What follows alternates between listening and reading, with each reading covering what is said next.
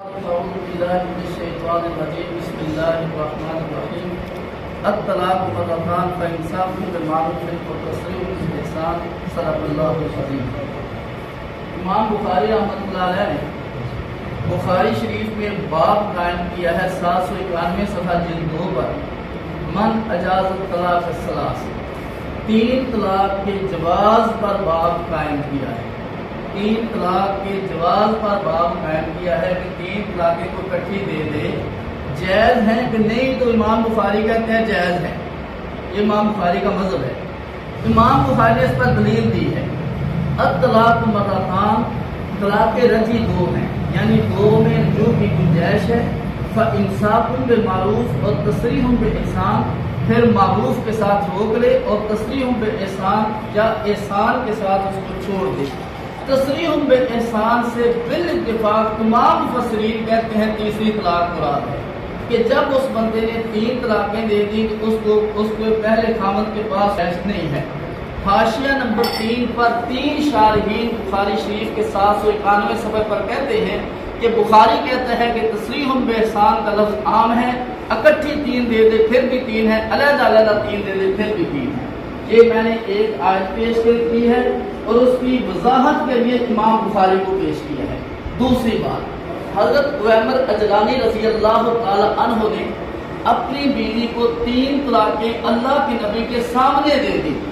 بخاری جلد اول صفحہ 791، بخاری جلد اول صفحہ 791 پر لکھا ہے حضرت عمر نے اپنی بیوی کو پر کوئی اعتراض تھا، اس اعتراض کی بنیاد پر حضرت عمر رضی اللہ تعالیٰ عنہ حضور کی مجلس میں آئے، لیان کی آیتیں اتری، لیان ہو گیا۔ جب لیان ہو گیا تو صحابی کے دل میں خطرہ آیا کہ شاید حضور فرمائے اس بیوی کو اپنے پاس رکھ لو، لیکن میں نے تو بیوی کو اپنے پاس نہیں رکھنا جو میں نے اعتراض دیکھا ہے۔ انہوں نے کہا کذبت علیہا یا رسول اللہ ان امسکتها فطلقها ثلاثا قبل ان یامرہ رسول اللہ صلی اللہ علیہ وسلم، حضور کے فیصلہ کرنے سے پہلے صحابی نے 3 طلاقیں دے دی۔ فیصلہ مجلس میں ہوتا ہے نا، صحابی نے 3 طلاقیں اکٹھی دے دی نا۔ صحابی کا مطلب بھی یہ تھا کہ 3 دوں گا تو حضور واپس نہیں لوٹائیں گے نا میری طرف۔ نتیجہ کیا نکلا؟ ابو داؤد شریف جلد اول صفحہ 313 فَأَنْفَذَهُ رسول اللہ صلی اللہ علیہ وسلم، رسول اللہ صلی اللہ علیہ وسلم نے تینوں کو نافذ کر دیا۔ یہ 313 صفحہ ابو داؤد شریف جلد اول پر حدیث مبارکہ موجود ہے۔ میں نے ایک قرآن کریم کی آیت پڑھی ہے، ایک حدیث مبارکہ پڑھی ہے، آگے تیسری بات بھی سن لیں۔ صحابی رسول عبداللہ بن مسعود رضی اللہ تعالی عنہ، ایک بندہ اپنی بیوی کو کثیر طلاقیں دے کے آتا ہے، مصنف ابن ابی شیبہ 4 جلد 12 صفحہ 100 طلاق دے کے آتا ہے، مختلف طلاقوں کا ذکر موجود ہے، سامنے حدیث کی کتاب موجود ہے۔ انہوں نے فرمایا 3 سے تیری بیوی جدا ہو گئی ہے۔ قرآن کی آیت بھی کہتی ہے، امام بخاری اس سے استدلال کرتے ہیں کہ 3 اکٹھی طلاقوں کے بعد گنجائش نہیں۔ اللہ کے نبی کے سامنے صحابی 3 طلاقیں اکٹھی دیتے ہیں تاکہ حضور بیوی کو میرے پاس نہ بھیجیں، گنجائش نہ رہے۔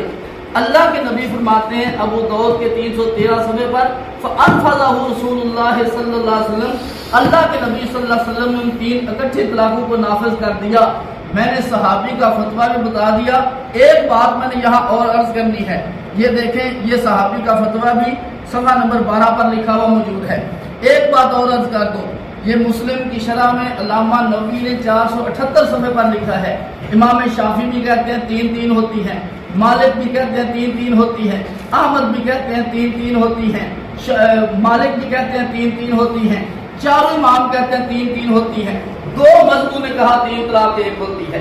شیعہ نے اصل و اصول شیعہ کے 146 صفحے پر کہا 3 طلاق 1 ہوتی ہیں۔ وسائل شیعہ میں کہا 3 طلاق 1 ہوتی ہیں۔ منہج الصادقین میں کہا 3 طلاق 1 ہوتی ہیں۔ المبسوط میں کہا 3 طلاقیں ہوتی ہیں، 1 ہوتی ہیں۔ اور مرزیوں نے اپنی کتاب میرے پاس یہاں پر موجود ہے، اپنی کتاب میں لکھا 3 طلاقیں تو 1 ہوتی ہے۔ اللہ کی قسم کھا کے کہتا ہوں، نہ یہ صحابی کا مذہب 3 کے 1 ہونے کا، نہ قرآن کا فیصلہ، نہ اللہ کے نبی کا فیصلہ، یہ شیعہ اور مرزئی کا مذہب ہے کہ 3 طلاق 1 ہوتی ہے۔ اس لیے کسی مسلمان کا یہ مذہب نہیں، کسی فرد واحد کا ہو بات اور ہے، لیکن کسی کا مسلک نہیں ہے۔ حرمین شریف فہم کہ 21 علماء کی کمیٹی کا فیصلہ میرے پاس خیر و فتاوا میں موجود ہے کہ 21 علماء نے کہا 3 طلاق کے بعد کوئی گنجائش نہیں ہے. بولیں جی بات کریں.